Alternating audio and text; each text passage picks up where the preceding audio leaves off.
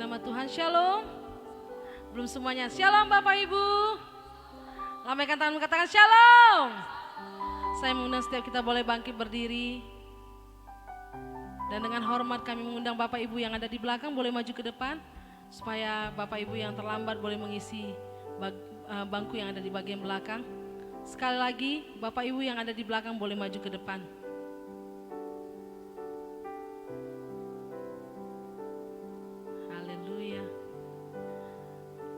Kami ingin juga menyapa Bapak Ibu yang saat ini sedang beribadah secara online melalui akun Facebook dan YouTube dan seluruh para pendengar di 107,7 FM. Kami undang setiap kita boleh bersama-sama menaikkan pujian penyembahan kita dari tempat ini. Dan kita percaya saat Tuhan ditinggikan di atas tahtanya, Dia Allah yang akan menarik setiap jiwa-jiwa datang menyembah kepadanya. Amin Bapak Ibu. Berapa banyak kita yang siap memuliakan nama Tuhan, lambaikan tangan dan berikan tepuk tangan yang meriah bagi Tuhan. Sorakan haleluya.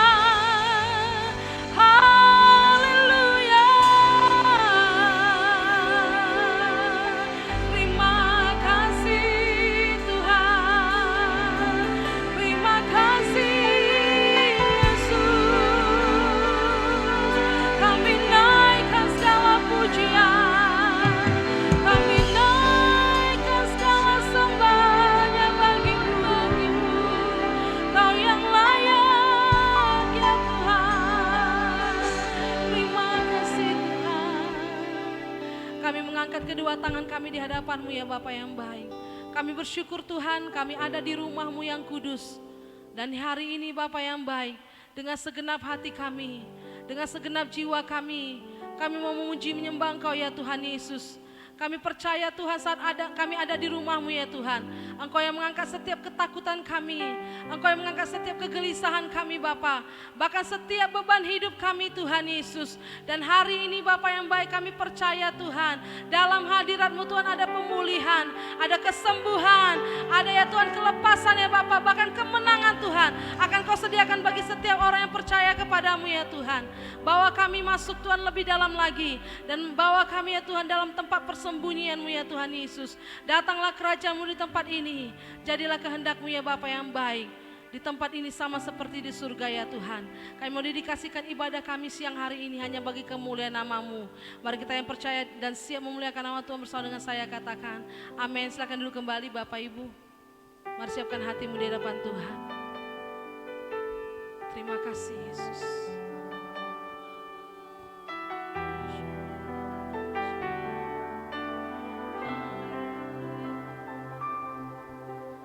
Kuasa-Mu nyata di dalam kelemahanku, kekuatan-Mu menopang seluruh hidupku.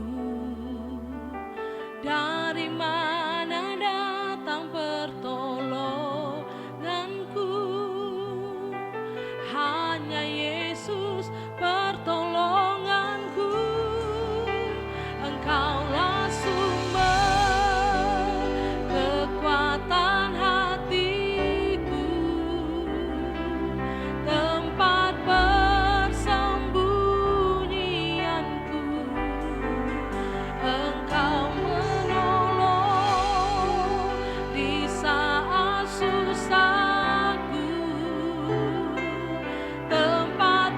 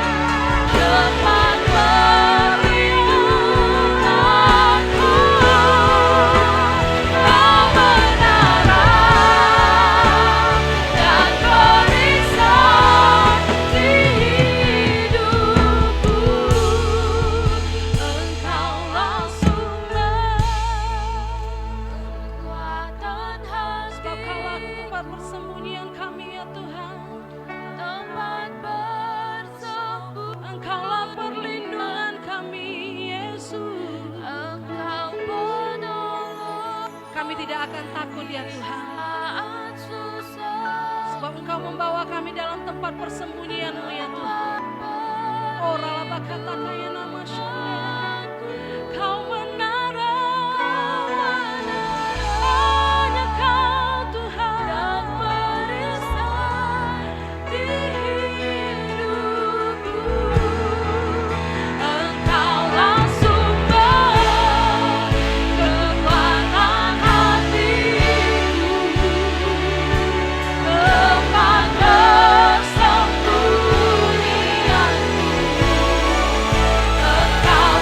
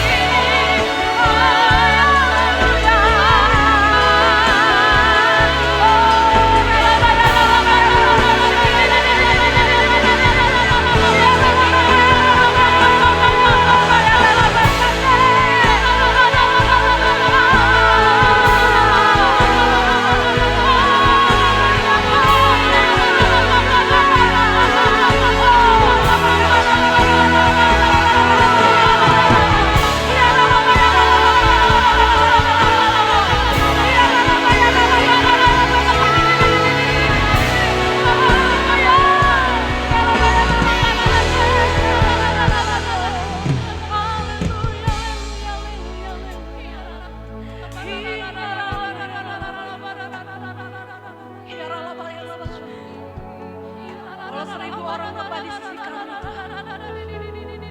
10.000 rebah di sebelah kanan kami. Engkau yang berjanji kami hanya menontonnya saja ya. Kami hanya menontonnya saja ya Tuhan. Hanya Kau kekuatan kami Yesus. Ya Ralaba, ya Ralaba, ya Ralaba. Terima kasih Tuhan.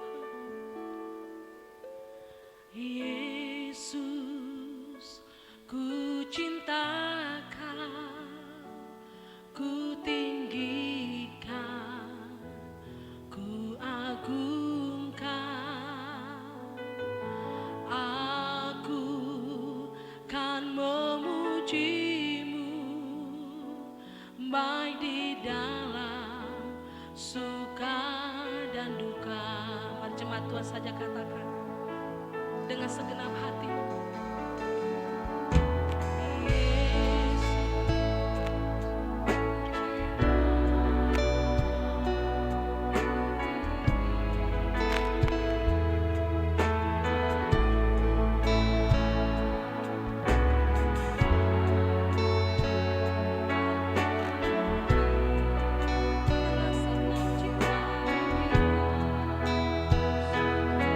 Bersama-sama katakan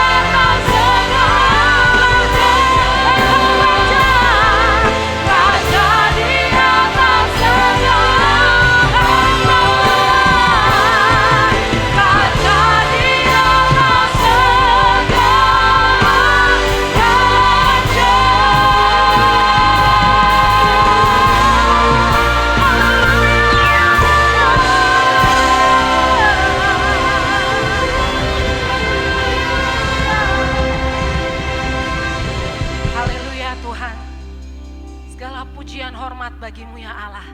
Bersepakat kami dari tempat ini Tuhan bersama umat-Mu ya Allah. Kami mengangkat tangan kami berdoa bagi Indonesia. Kami berdoa bagi kota-kota Tuhan. Kami berdoa ya Allah bagi Tapanuli Utara. Kami berdoa ya Allah bagi para pemimpin Tuhan. Bagi keluarga-keluarga. Oh, di dalam nama Tuhan Yesus, kami memberkati-Mu Indonesia. Dari Sabang sampai Merauke, kami katakan Shalom Indonesia. Diberkatilah Engkau, diberkatilah Engkau. Roh Tuhan ada padamu, bangkitlah dan menjadi teranglah. Bahkan inilah saatnya bagi-Mu Indonesia. Pintu surga terbuka, lawatan Allah turun. Pentakosta ketiga jadi atas milik-Mu Indonesia di dalam nama Tuhan Yesus. Setiap lutut akan bertelut dan setiap lidah akan mengaku bahwa Yesus adalah Tuhan. Diberkati udaramu, diberkati daratan dan perairanmu. Dibawa naik dan tidak akan turun. Engkau akan menjadi kepala dan bukan ekor. Diberkati Indonesia, diberkati seluruh penduduknya, diberkati para pemimpin, diberkati dari kota-kota, desa-desa, lembah-lembah dan pegunungan. Di dalam nama Tuhan Yesus, terima kasih Engkau memberkati juga Tuhan. Hamba-Mu pemimpin kami di tempat ini, Bapak Gunawan Panggabean. Berdoa kami khusus bagi hamba-Mu ini Tuhan.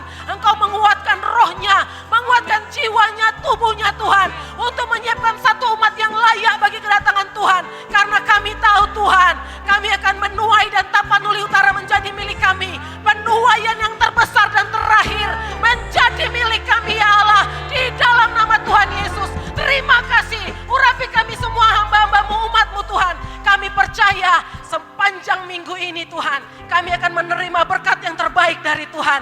Kami umat pemenang dan lebih dari pemenang. Kami sehat, kami diberkati, kami berhasil, kami beruntung, kami berkemenangan di dalam nama Tuhan Yesus. Tuhanlah yang menjadi perlindungan kami. Malapetaka tidak akan menimpa kami dan tulah tidak akan mendekat kepada kemah kami. Terima kasih Tuhan, kami mau bersuka cita, menari lebih lagi bersama Tuhan. Kami siap ya Allah. Mari umat Tuhan yang siap bersama dengan saya katakan amin. Mari berikan tepuk tangan yang meriah bagi Tuhan. Suarakan haleluya. Haleluya. Berapa banyak kita yang diberkati oleh pujian penyembahan yang kita naikkan. Kita percaya bahwa Tuhan adalah kekuatan hati kita. Lambaikan tanganmu, berikan tepuk tangan yang meriah bagi Tuhan sekali lagi. Mari berikan salam sehat, salam sehati. Satu dengan yang katakan selamat hari Minggu, Tuhan Yesus memberkati. Selamat hari Minggu, Tuhan Yesus memberkati. Semuanya tepuk tangan di atas salam Bapak Yesus.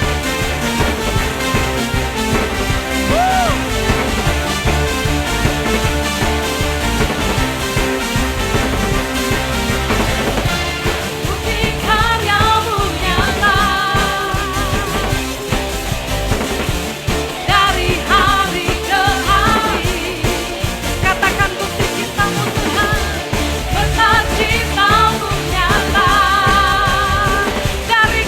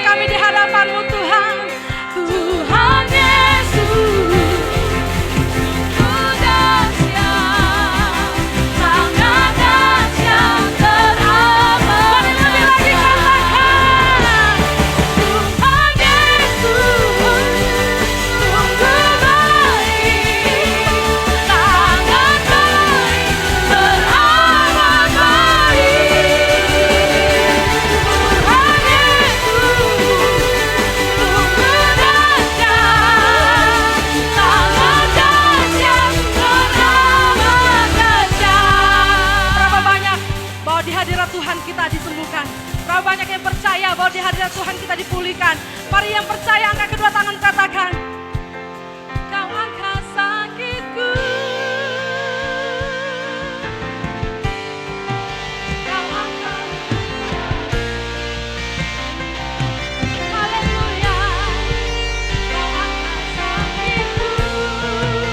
Engkau angkat beban hidup kami Tuhan. Kau angkat beban hidupku. Kau angkat sakitku. Kau angkat sakitku. Lebih lagi katakan dengan imanmu. Kau angkat beban hidupku. Tuhan Yesus sungguh baik. Yes Tuhan, sangat baik, teramat baik. Tuhan Yesus, katakan dengan suaramu, Engkau dahsyat Tuhan. Haleluya. Tuhan Yesus sungguh baik, sangat baik, teramat baik. Tuhan Yesus sungguh dahsyat, sangat dahsyat, lebih lagi katakan Tuhan Yesus baik. Tuhan Yesus sungguh baik. Mari angkat kedua jempolmu di hadapan Tuhan. Engkau Tuhan yang baik bagi kami. Haleluya.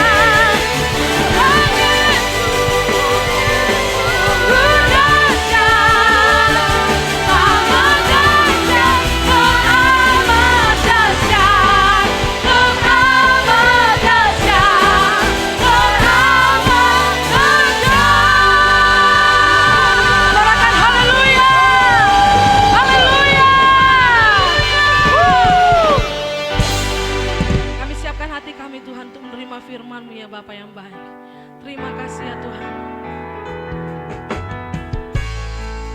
Mengiringmu seumur hidupku, masuk dalam rencana-Mu Bapa. Pikiranku, kehendakku, ku serahkan padamu. Harapanku hanya di dalam-Mu. Ku tak teguh bersama-Mu Tuhan. Jadikanku bencana-Mu untuk memuliakan-Mu, untuk memuliakan-Mu, untuk memuliakan-Mu.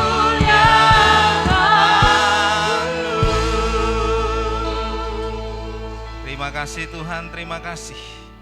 Kalau hari ini Tuhan masih berikan kami kesempatan untuk boleh meninggikan, melayani Tuhan lewat ibadah kami hari ini. Dalam ibadah yang kedua ini kami juga rindu campur tangan Tuhan melalui kuasa Roh Kudus-Mu, memberkati, mengurapi kami seluruhnya. Bahkan hamba-Mu yang Kau pakai untuk menyalurkan firman-Mu Tuhan, pakai hamba-Mu sebagai sarana untuk kebenaran firman Allah boleh disampaikan bagi setiap kami dan seluruh kami yang boleh mendengarkan firman-Mu hari ini. Kami diberkati dengan kasih dan kemurahan Tuhan. Terima kasih Bapa, terima kasih, kami siap untuk mendengarkan firman-Mu. Berfirmanlah bagi kami hari ini. Dalam nama Tuhan Yesus kami berdoa. Haleluya. Sama-sama yang percaya kita katakan amin. Silakan duduk Bapak Saudara. Shalom. Shalom. Puji Tuhan. Dalam ibadah yang kedua ini kita masih tetap dalam topik firman Tuhan pada minggu ini, yaitu menjadi jemaat yang dewasa. Kalau di ibadah yang pertama tadi, bagaimana menjadi jemaat yang dewasa itu kita dapat lihat dari ciri-ciri mereka. Ya, bagaimana ciri-ciri seorang jemaat yang dewasa. Dan untuk ibadah yang kedua ini, kita akan melihat bagaimana dampak dari orang-orang yang menjadi jemaat yang dewasa. Baik, kita akan baca firman Tuhan 1 Korintus pasal yang ke-13 ayat yang ke-11 ya. Ini juga firman Tuhan tadi di ibadah yang pertama, tetapi kita akan lihat nanti apa dampak dari kedewasaan itu. 1 Korintus pasal yang ke-13 ayat yang ke-11. Ketika aku kanak-kanak, aku berkata seperti kanak-kanak. Aku merasa seperti kanak-kanak, aku berpikir seperti kanak-kanak. Sekarang sesudah aku menjadi dewasa, aku meninggalkan sifat kanak-kanak itu. Amin. Sidang jemaat yang dikasihi oleh Tuhan, ya sebelum saya lanjutkan, saya mohon maaf karena tadi mungkin agak terlambat ya Bapak Saudara, agak kepanjangan. Karena biasanya saya tahu di gereja ini ada di belakang sana ada jam, tapi begitu saya naik kemari, saya lihat nggak ada jam. Jadi saya agak bingung juga Bapak Saudara. Sementara saya lihat di sini jam yang ada di HP saya juga agak kurang jelas karena kebetulan ada masalah dari kacamata saya sehingga tidak bisa saya bawa dan ini agak mengganggu juga. Tetapi saya lihat Bapak Saudara semuanya oleh karena kemurahan Tuhan, saya yakin dan percaya nggak ada yang kecewa oleh karena tadi agak kelebihan jamnya. Tapi saya akan coba Bapak Saudara yang dikasihi oleh Tuhan untuk tetap dalam koridor yang sudah ditetapkan oleh pemerintah kita ya sampai 1 jam ibadah kita hari ini. Jadi untuk itu Bapak Ibu yang dikasihi oleh Tuhan menjadi jemaat yang dewasa. Apa kriteria tadi? Kita sudah lihat kriteria menjadi seorang jemaat yang dewasa mampu untuk mengendalikan mana yang baik dan mana yang tidak baik, mengendalikan hati, mengendalikan tindakan. Dan hari ini Bapak Ibu yang dikasihi oleh Tuhan dalam ibadah yang kedua, ya dalam ibadah yang kedua, pertanyaannya adalah apakah kedewasaan itu ditentukan oleh lamanya kita menjadi pengikut Tuhan, maka kita sudah dikategorikan menjadi orang yang dewasa. Bisa saja kita akan berpikir seperti itu. Wah, dia orang Kristen sudah sekian puluh tahun loh dia jadi orang Kristen. Udah sekian puluh tahun loh dia jadi hamba Tuhan. Wah, ini hamba Tuhan yang luar biasa karena sudah lamanya dia melayani pekerjaan Tuhan. Tetapi Bapak Ibu yang dikasihi oleh Tuhan Yesus, kita akan lihat apakah itu menjadi dasar, dampak dari orang itu sudah menjadi dewasa. Saya kasih contoh Bapak Ibu yang dikasihi oleh Tuhan. Ya, ada seorang dari Bethlehem yang bernama Naomi. Ketika di Bethlehem itu terjadi kelaparan, dia tidak bisa bertahan dan dia berpikir bahwa di daerah Moab itu ada tempat yang menjanjikan. Akhirnya dia tinggalkan Bethlehem, dia pergi ke Moab dan apa yang terjadi? Di Moab itu malah petaka besar terjadi. Yang pertama suaminya meninggal, yang kedua anaknya meninggal, dan yang ketiga dia juga hidup susah di Moab. Artinya apa? Artinya ada keputusan yang dia ambil bukan keputusan yang seharusnya. Ada keputusan yang dia ambil bukan keputusan yang berkenan kepada Tuhan. Tetapi coba kita bandingkan dengan seorang yang bernama Ruth. Ya, ini adalah antara mertua dan menantu. Ruth itu orang Moab. Ruth itu tidak dididik menjadi orang yang percaya kepada Tuhan dari masa kecilnya.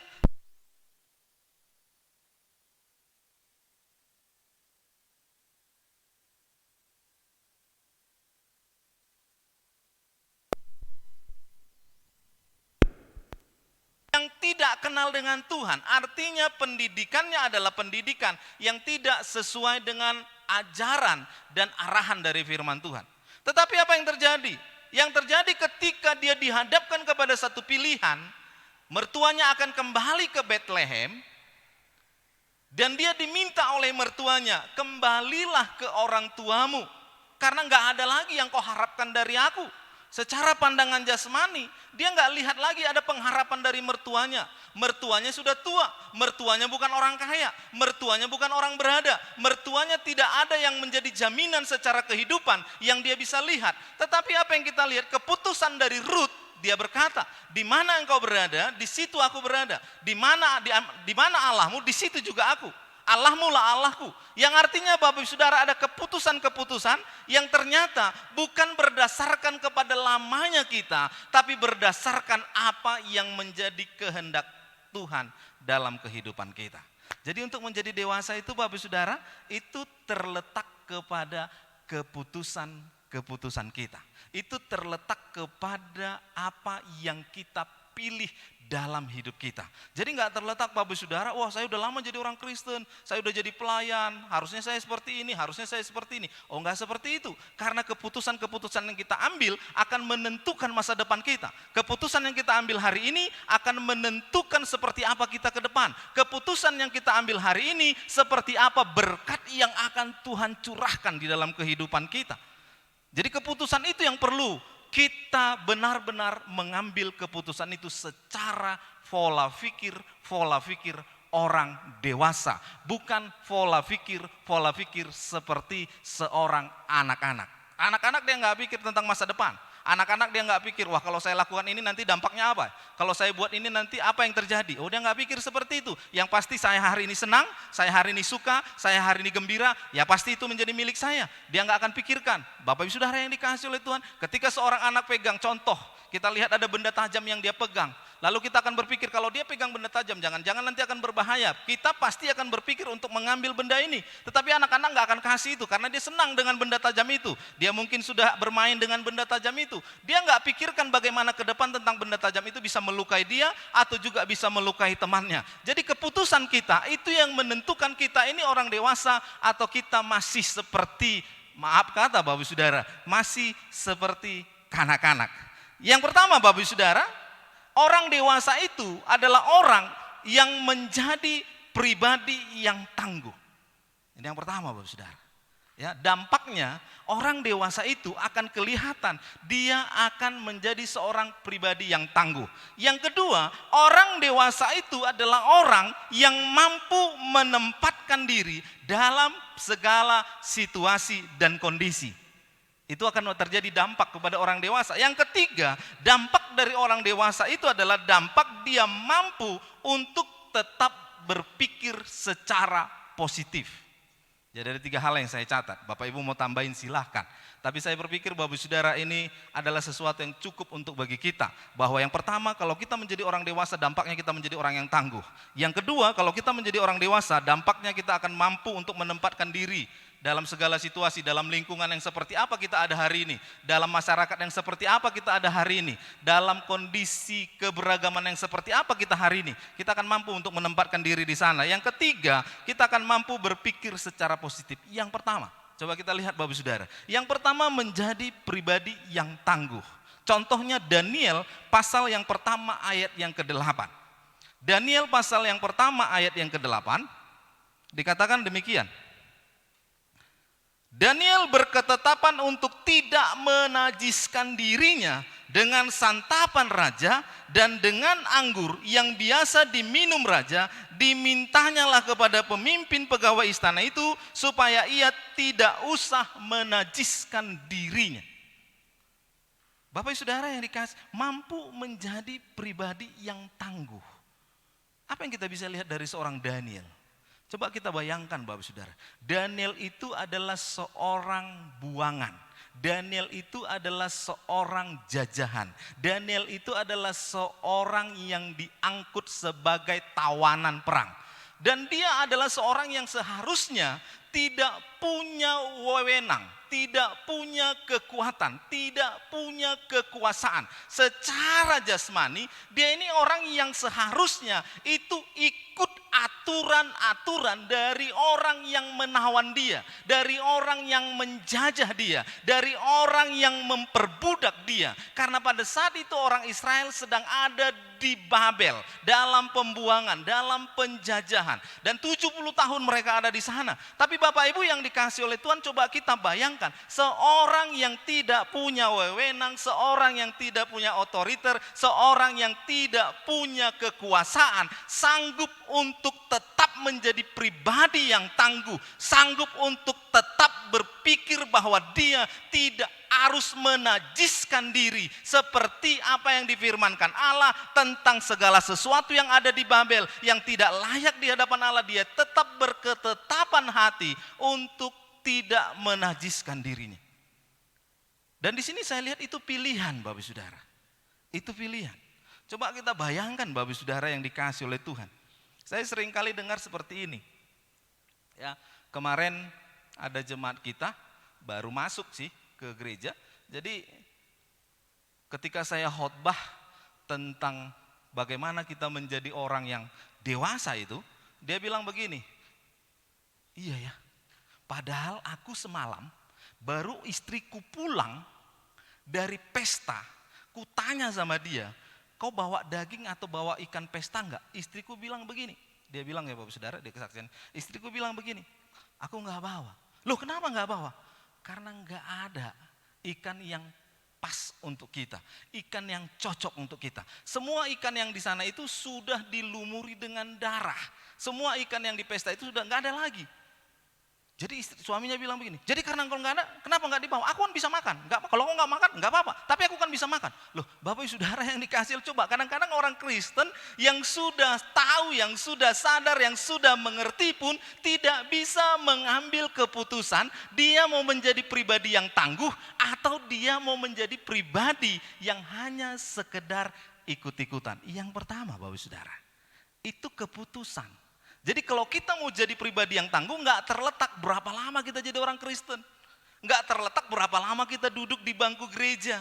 Oh, tiap hari kita dengar, tiap minggu kita dengar khotbah, tiap minggu kita dengar firman Tuhan. Tetapi keputusan kita lah yang akan menjadikan kita menjadi dewasa atau tidak dewasa. Bukan berarti ketika Tuhan datang nanti untuk yang kedua kalinya, oh ini anakku rajin ke gereja, ini anakku rajin beribadah, ini anakku rajin berdoa. Tuhan gak lihat yang seperti itu, tapi Tuhan lihat kita ini sudah menjadi umat yang dewasa atau kita masih menjadi umat yang kanak-kanak. Karena Tuhan berkata hanya orang dewasa lah yang bisa menjadi pengantin sorga.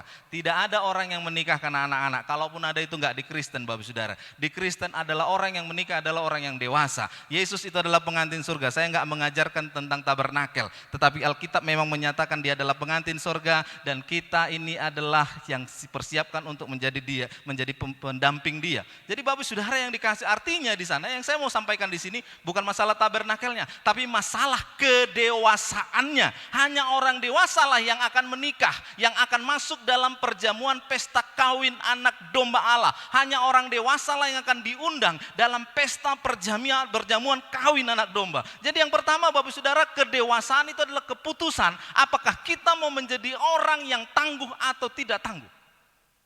Jadi nggak terletak kepada lamanya Bapak Saudara. Saya kasih contoh yang lain. Satu waktu Isai berkata kepada Daud begini, Daud, cobalah lihat kakak-kakakmu yang ada di medan perang. Apakah mereka selamat? Apakah mereka sehat? Lalu Daud pergi mendapatkan kakak-kakaknya yang ada di medan perang. Tapi Bapak Ibu yang dikasih oleh Tuhan, nanti coba baca itu Bapak Saudara. Ya, 1 Raja-Raja kalau saya nggak salah pasal yang ke-17 ayat yang ke-28. Di kana dikatakan ketika dia sampai kepada kakak-kakaknya, lalu kakaknya bilang begini kepada dia, mengapa engkau datang ke tempat ini? Di manakah engkau tinggalkan kambing domba ayah kita yang 2-3 ekor itu? Aku tahu tentang kejahatanmu. Bayangin loh Bapak Saudara. Daud datang dari rumah dengan tunduk kepada perintah orang tuanya, dengan tunduk kepada apa yang diminta oleh orang tuanya. Tiba-tiba di medan perang, pertanyaan kakaknya yang pertama dia bilang begini, mengapa engkau datang ke sini? Itu masih biasa. Yang kedua, di mana engkau tinggalkan kambing domba ayah kita yang 2-3 itu masih biasa. Yang ketiga, aku tahu kejahatanmu. Daud bisa bilang gini, aku jahat apa ya? Kejahatan seperti apa yang aku sudah buat? Kejahatan seperti apa yang aku sudah lakukan sehingga kakakku harus mengatakan perkataan yang menyakitkan itu. Tetapi apa yang kita lihat, Daud nggak pedulikan itu Bapak Saudara. Kenapa? Karena dia tahu pribadi yang tangguh bukan terletak kepada lamanya dia mengikut bapaknya, tetapi terletak kepada keputusannya pada waktu itu. Dia mau sakit hati atau tidak sakit hati kepada kakaknya. Itulah membuat dia menjadi pribadi yang tangguh. Yang pertama Bapak Saudara, pribadi yang tangguh adalah ketika kita mengambil keputusan untuk menjadi orang yang tangguh atau kita menjadi hanya sekedar pecundang. Bapak Saudara yang dikasih. Yang pertama, kita lihat dari kitab Daniel. Dia nggak menajiskan diri loh Bapak Saudara. Dan itu nggak mudah. Di satu kerajaan, di kampung saja Bapak Saudara. Kadang-kadang saya berpikir begini, udahlah nggak usah ikut saya pesta. Karena nanti kan juga nggak ada di sana makanan yang bisa kita makan. Akhirnya saya nggak datang ke pesta. Kenapa nggak datang ke pesta? Padahal di situ kan kita bisa bersosialisasi, kita bisa berkomunikasi. Hanya karena kita takut membuat orang lain kecewa. Ketika dia siapkan hidangan yang nggak bisa kita makan, kita takut. Padahal kan kalau dia yang hidangkan kita nggak bisa makan, kan dia yang kecewa. Tapi kekecewaan dia kita rasakan sendiri loh Bapak Saudara. Kekecewaan dia yang kita duluan yang mengalaminya. Padahal dia belum tentu kecewa. Mungkin dalam hatinya begini, ya kalau nggak kalian makan bagus, masih ada makanan untuk aku nanti malam. Tapi kita kadang-kadang kan mikirnya gitu Bapak Saudara, terlalu jauh kita mikirnya. Nanti orang yang datang yang ke pesta itu dia kecewa. Nanti orang yang ke pesta itu ketika dia nggak siapkan itu, dia nanti jadi nggak enak perasaannya ketika kita nggak makan. Loh, dia mau enak atau tidak enak perasaannya itu bukan masalah kita. Persoalan kita hari ini adalah terletak kepada keputusan kita ketika kita mau datang ke pesta. Apa keputusan kita? Kita mau datang ke pesta karena kita mau bersosialisasi. Kita datang ke pesta karena kita menghormati. Kita datang ke pesta karena kita menghargai dia. Kalau dia nggak menghargai kita, itu bukan urusan kita, itu urusan dia. Yang pastinya keputusan kita menentukan apakah kita dewasa atau tidak dewasa. Yang pertama, kita akan menjadi pribadi yang tangguh adalah terletak kepada keputusan kita. Amin. Jadi Bapak Saudara yang dikasihi oleh Tuhan, hari ini bayangin, ya, oh saya baru datang hari ini ke gereja. Mungkin ada yang baru pertama kali datang ke gereja. Saya nggak serohani mereka seperti orang Farisi. Tuhan, aku tidak seperti seorang pemungut cukai yang ada di sebelahku. Dia berdosa dan segala sesuatu dan segala sesuatunya. Aku ini orang yang rajin ke gereja. Aku ini adalah hambamu. Oh, itu nggak layak di hadapan Allah. Karena bukan itu yang Tuhan mau. Yang Tuhan mau adalah keputusan kita pada saat kita mengambil keputusan. Seperti pemungut cukai itu dia bilang, Tuhan, aku ini orang berdosa. Ampuni aku, layakkan aku, berkati apa yang menjadi berkat yang kau sediakan bagiku. Dan itu yang Tuhan mau. Yang kedua, Bapak Saudara yang dikasihi oleh Tuhan. Yang kedua, kita mampu menempatkan diri dalam segala situasi. Daniel pasal yang pertama ayat yang ke-17. Daniel pasal yang pertama yang ke-17 dikatakan begini. Kepada keempat orang muda itu Allah memberikan pengetahuan dan kepandaian tentang berbagai-bagai tulisan dan hikmat. Sedang Daniel juga mempunyai pengertian tentang berbagai-bagai penglihatan dan mimpi. Yang kedua Bapak Saudara, yang kedua mampu menempatkan diri dalam segala situasi.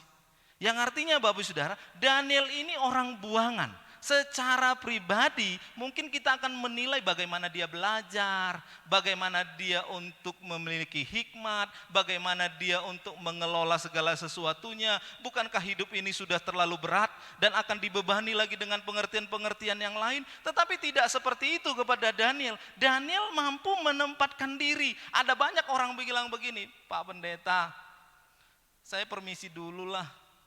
Permisi kenapa? Ke gereja. Saya mau datang kemari, tadi malam ada pengerja saya yang permisi Bapak Saudara. Padahal di doa pengerja hari Selasa saya bilang begini, kita ibadah itu menyenangkan Tuhan dan untuk itu maka ibadah itu adalah pilihan utama bagi anak-anak Tuhan. Bukan hanya pengerja, anak-anak Tuhan. Jadi saya harapkan kepada semua pengerja, jangan pernah meninggalkan ibadah. Kalaupun dalam perjalanan, saya bilang begitu Bapak Saudara, kalaupun dalam perjalanan cari gereja di mana kita bisa beribadah. Jangan lewatkan satu hari minggu itu kita nggak beribadah hanya karena ada situasi, hanya ada kondisi yang nggak mendukung kita. Usahakan. Tadi malam ada yang langsung bilang begini, Pak Pendeta saya nggak bisa hadir besok. Kenapa? Karena masih ada urusan, ada pesta di sini segala macam. Langsung saya Bapak Saudara, kayak enggak bermanfaat khotbah itu. Kayak enggak bermanfaat apa yang saya sampaikan. Kok kejadiannya langsung kejadian hari Selasa saya sampaikan, hari Minggu langsung kejadian. Tapi persoalannya Bapak Saudara, yang menjadi persoalan kita bukan persoalan dia. Yang menjadi persoalan kita adalah persoalan kita. Kenapa ini dihadapkan Tuhan kepada kita? Supaya kita mampu menempatkan diri dalam situasi yang seperti ini. Ketika pengerja yang membuat seperti masalah dalam hidup kita, apakah kita akan bermasalah dengan Tuhan? Itu persoalan kita, bukan persoalan dia. Dan ketika persoalan dia bisa mengacaukan kita dengan Tuhan, maka yang rugi bukan dia, tapi yang rugi kita. Jadi yang kedua Bapak Saudara, mampu menempatkan diri dalam segala situasi dan kondisi. Dalam rumah tangga loh Bapak Saudara, kadang juga kita mengalami hal yang sama. Ya. Kita mungkin berharap suami istri itu nyaman, suami istri damai, suami istri itu tenang, suami istri itu bahagia. Tapi kadang-kadang kita bisa nggak dapatkan seperti itu loh Bapak Saudara. Ya, dengan cara apa? Kadang kita terganggu ketika kita pergi ke rumah seseorang. Istrinya itu loh, kalau istriku seperti itu, aduh bahagianya. Belum tentu. Kenapa Tuhan kasihkan istri yang seperti ini kepada kita? Itulah situasi dan kondisi kita untuk kita bisa mengambil keputusan kita menjadi yang dewasa atau tidak dewasa. Kalau kita ini hanya terus dan terus Bapak Ibu yang dikasih oleh Tuhan, dininabobokkan oleh suasana, dininabobokkan oleh karena berkat-berkat Allah, dininabobokkan oleh karena kondisi dan keadaan yang terus dan terus dijamin Allah, kita nggak akan pernah menjadi dewasa. Tetapi orang yang dewasa itu akan diminta Tuhan untuk mengambil satu sikap dan keputusan di situasi dan kondisi yang ada, baik di rumah tangganya, baik di lingkungannya, baik di gerejanya, baik di masyarakatnya, baik di pekerjaannya.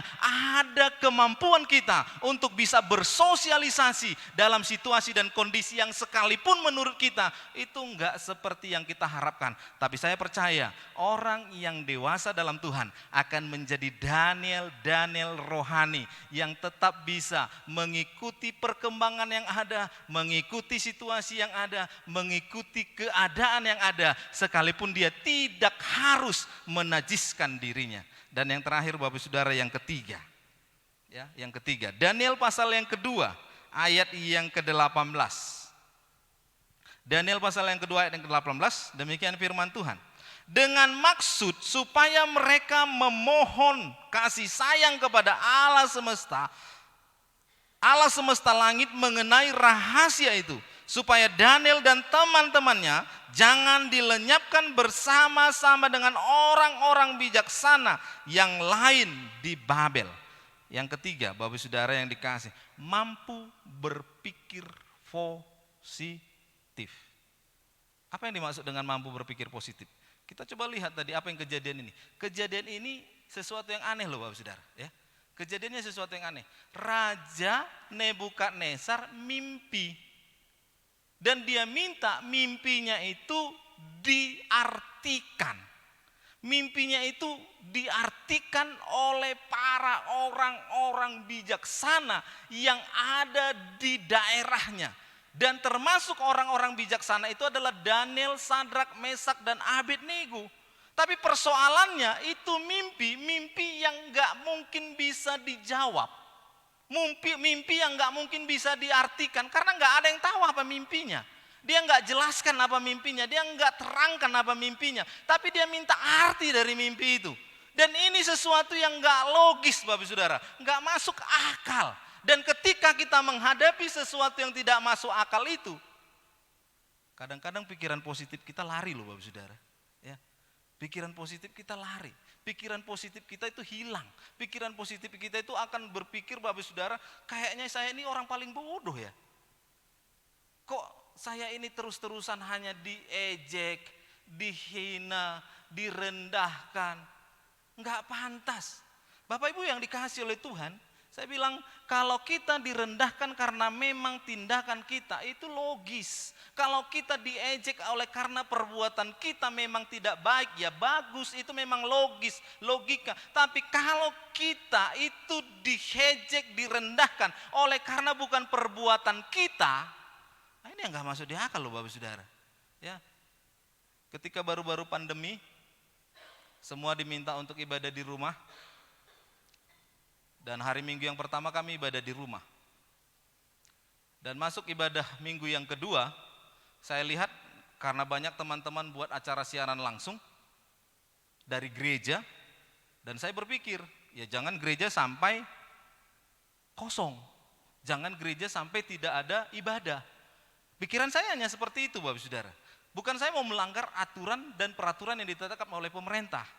Pada waktu itu saya tahu aturan pemerintah adalah nggak boleh lebih berkumpul lebih dari 10 minimal, maksimalnya dia 10 orang. Lalu karena saya lihat itu Bapak Saudara, atau saya salah atau saya nggak tahu, tapi yang saya tahu itu peraturannya pada waktu itu baru-baru pandemi. Jadi Bapak Saudara yang dikasihi oleh Tuhan, saya bilang begini, oke lah kita ibadah di gereja aja tapi hanya 10 orang, gak boleh lebih. Lalu kita siarkan siaran langsung atau kita rekam, lalu nanti kita akan bagikan kepada semua jemaat yang ada di rumah. Itu yang ada di pemikiran saya pada waktu itu. Lalu Bapak Ibu yang dikasih oleh Tuhan, saya berpikir positif juga. Walaupun itu dilakukan, ada baiknya, ada pengetahuan dari pemerintah setempat. Itu saya pikirkan pada waktu itu, ada baiknya. Lalu Bapak Ibu Saudara, saya pergi ke kepala desa. Lalu saya bilang sama kepala desa, Amang, kami nanti ada ibadah di gereja tapi hanya live, hanya siaran langsung aja, dan itu paling kami ada 8 orang dan kami akan jaga jarak. Lalu kepala desa bilang sama saya begini, bagus Amang, karena Amang sudah permisi, saya tahu kalau nanti ada masyarakat yang coba untuk menanya kepada saya sudah bisa jelaskan. Jadi kami diizinkan, saya bilang, diizinkan, silakan Amang. Wah, saya bangga pada waktu itu. Akhirnya kami pergi ke gereja, di gereja kami ibadah, ya ibadah, nggak lama sih ibadahnya, hanya 2 lagu, kemudian diserahkan kepada firman Tuhan. Begitu saya naik, saya ada di mimbar, saya lihat kepala desa sudah ada di luar. Dan di luar itu bukan hanya kepala desa, tapi ada orang tua, ada 2 orang tua, dan mereka ada 4 orang, satu lagi masih muda. Lalu saya lihat, loh, apakah mereka hanya mau melihat? Itu pemikiran saya pada waktu itu. Tapi saya nggak terlalu perhatikan karena lagi ibadah. Lalu saya khotbah, selesai saya khotbah, amin, mereka masuk. Dan memang kita dihormati, ya Bapak Ibu Saudara. Ya selesai ibadah. Lalu mereka masuk, saya suruh mereka masuk. Dia bilang begini, Amang, saya minta untuk ibadah minggu depan di rumah saja. Lalu saya bilang, apa yang salah dengan ibadah kami? Saya bilang. Nggak ada yang salah, Mang. Tapi supaya jangan terjadi kecemburuan. Saya mikir juga pada waktu itu, masa masalah gereja hanya masalah kecemburuan? Kalau gereja lain mau buat silahkan, kan itu Bapak Saudara. Kita nggak masalah cemburu dan tidak cemburunya. Kalau gereja lain mau buat ya silahkan. Toh yang penting tetap menjaga protokol kesehatan. Jadi ketika dikatakan kecemburuan itu saya sepertinya nggak bisa terima. Karena kata-kata kecemburuan ini kan bukan kata-kata aturan. Kata-kata kecemburuan ini kan bukan kata-kata yang digariskan. Yang pastinya kita tetap menjaga protokol kesehatan. Tapi pada waktu itu hati saya bilang gini, waduh, saya bilang ya, saya gini. Karena kebetulan sebelum kami sampai ke gereja, di bawah gereja kita itu ada kolam pancing. Ya di minggu pagi itu kami lewat dari situ, di kolam pancing itu ada lebih dari 50 orang lebih. Dan itu datangnya entah dari mana-mana. Sampai saya foto itu supaya jadi bukti nanti kalau ada sesuatu. Padahal udah permisi, tapi entah kenapa terpikir kepada saya untuk moto itu Bapak Saudara. Saya foto itu Bapak Saudara. Tetapi ketika berhadapan dengan para tua-tua tadi, berhadapan dengan kepala desa tadi, saya nggak ungkapkan. Lalu saya bilang sama kepala desa gini, kami ini gereja tunduk kepada pemerintah. Kalau memang itu yang memang ditetapkan oleh pemerintah kita, kami tunduk. Jadi kalau besok hari Minggu nggak boleh lagi ibadah, kami nggak ibadah. Saya tetap berpikiran positif Bapak Saudara. Tetapi di dalam hati saya sebenarnya udah berkecamuk. Kenapa? Apa yang salah kan gitu? Apa yang kami langgar? Kami permisi, oke permisi. Kami sudah lakukan sesuai protokol kesehatan dengan jarak 1 meter lebih, kami udah lakukan. Dan izinnya kami sudah dapatkan dari kepala desa. Tapi kenapa kok jadi seperti ini? Begitu dengar kabar lagi dari lain waktu, ada yang bilang begini, hanya karena kecemburuan, ada sintua yang melapor, ada orang yang melapor. Dan ternyata kepala desanya katanya itu dibohongin.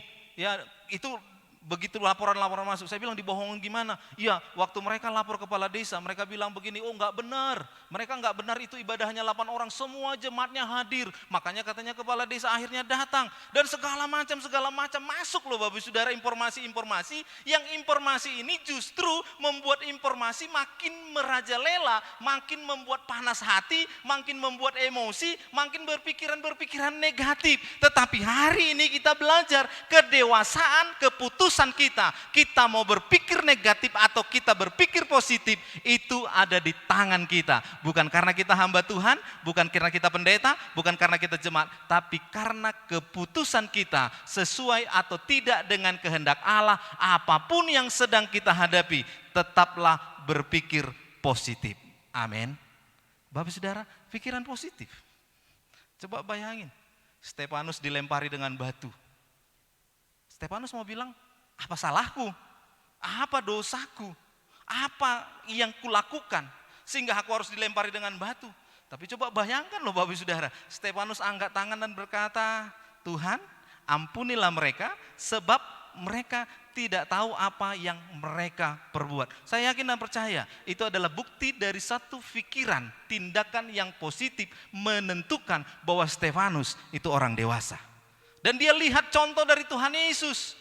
Mungkin kita berkata Stefanus ini enggak sehebat Paulus, Stefanus ini enggak sehebat Petrus, Stefanus ini enggak sehebat dari murid-murid yang 12 itu yang selalu ikut dengan Tuhan. Tetapi kedewasaan enggak terbentuk oleh karena itu Bapak Saudara. Kedewasaan itu terbentuk ketika kita merespon apa yang disampaikan oleh Allah dan respon itu terambil atau tertuang dalam satu keputusan yang membuktikan kita menjadi orang dewasa atau kita tidak menjadi orang dewasa. Berpikiran positif Bapak Saudara. Jadi saat ini juga gitu kan, ada banyak sekali pengajaran, ada banyak sekali tantangan dalam kehidupan kita, tapi kita percaya. Kita hanya berpikiran positif, kita ini anak Tuhan. Gak mungkin Tuhan sia-siakan kita, gak mungkin Tuhan buang kita, gak mungkin Tuhan gak bela anak kita. Kalau orang lain Tuhan bela, kita pasti Tuhan bela. Yang pastinya apapun masalah yang kita hadapi, seperti Daniel, dia datang kepada Tuhan. Dia serahkan segala sesuatu kepada Tuhan. Dia bilang Tuhan ini sepertinya gak logis, mimpi gak dikasih tahu, kok ditanya artinya. Kami gak pergi kemana-mana, kami hanya berpikiran positif, datang kepada Tuhan. Ayat ini berkata mereka datang dengan maksud supaya mereka memohon kasih sayang kepada Allah semesta langit. Memohon kasih sayang Allah semesta langit. Jadi apapun saat ini persoalan yang kita sedang hadapi, logika atau tidak logika, masuk akal atau tidak masuk akal, sesuai atau tidak sesuai, itu adalah masalah yang sedang kita hadapi. Yang Tuhan mau lihat kedewasaan kita dalam memutuskan suatu persoalan. Tetaplah berpikir positif. Segala sesuatu yang terjadi di sekitar kita untuk mendatangkan kebaikan bagi kita. Tuhan Yesus memberkati. Beri kemuliaan buat Dia, Raja di atas segala raja.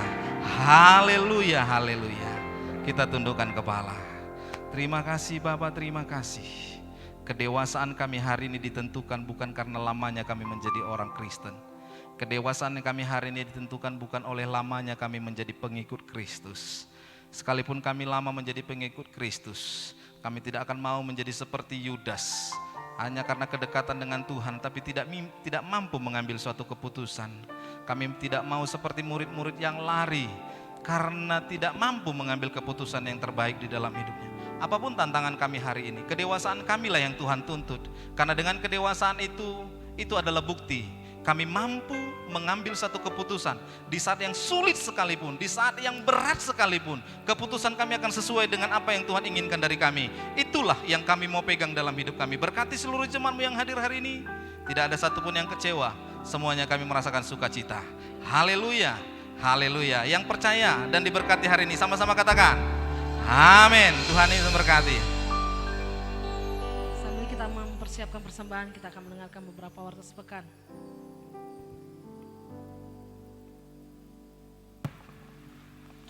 Salam Bapak Ibu Saudara-saudari. Pengumuman GBI Tarutong Kota Minggu 13 September 2020. Kami mengucapkan selamat datang bagi Bapak Ibu Saudara jemaat yang datang beribadah di GBI Tarutong Kota, dan juga bagi jemaat yang saat ini beribadah online lewat Facebook maupun di radio 107,7 FM. Kita adalah satu keluarga dalam kerajaan Allah. Kami mengundang Bapak Ibu Saudara untuk dapat mengikuti ibadah-ibadah selanjutnya. Selesai ibadah ini, kita akan memberikan persembahan kita masing-masing, baik persembahan umum, persepuluhan, atau persembahan lainnya. Sekaligus Bapak Ibu dapat memasukkannya ke dalam amplop yang telah disediakan dan dimasukkannya ke dalam kotak persembahan di pintu keluar. Dan kami ingatkan kepada kita semua untuk tetap menjaga jarak satu dengan yang lain. Dan bagi jemaat yang beribadah di rumah secara online, persembahan dapat diantar langsung ke gereja atau juga ditransfer melalui rekening bank gereja. Berikut beberapa warta dan jadwal kegiatan sepekan di gereja kita. Menara doa berjalan seperti biasa dengan jadwal tertera di layar. Pengerja dan jemaat dapat menyesuaikan waktu dan jadwal yang akan diikuti. Khusus untuk pengerja diwajibkan untuk hadir mengisi jadwal menara doa. Pada hari Rabu akan diadakan ibadah mesbah keluarga atau pemilih altar di tempat ini. Ibadah keluarga ini juga disiarkan secara live streaming di Facebook pada pukul 19.30 WIB. Kami mengimbau seluruh jemaat dan pekerja untuk ikut serta dalam ibadah ini. Dan seluruh EPA-EPA yang ada silakan bergabung dalam ibadah ini juga. Pada setiap hari Sabtu akan diadakan doa puasa di tempat ini jam 10 WIB. Untuk jadwal ibadah raya minggu depan akan diadakan sebanyak 3 kali ibadah, yaitu ibadah pertama jam 8 pagi, ibadah kedua jam 9.30 WIB, dan ibadah ketiga jam 11 WIB. Seluruh ibadah akan disiarkan juga secara live di Facebook GBI Tarutong Kota dan di radio komunitas GBI Tarutong Kota di gelombang 107,7 FM. Dan ibadah anak sekolah minggu tetap dapat mengikuti ibadah online Superbook streaming di channel YouTube Superbook Indonesia. Pengumuman terakhir bagi jemaat Tuhan yang membutuhkan informasi, pelayanan khusus atau konseling dapat menghubungi kita di nomor yang tertera di layar. Demikian pengumuman untuk minggu ini. Selamat hari Minggu. Tuhan Yesus memberkati. Shalom. Kita akan mengakhiri ibadah kita pada siang hari ini. Kami mengundang setiap kita boleh bangkit berdiri.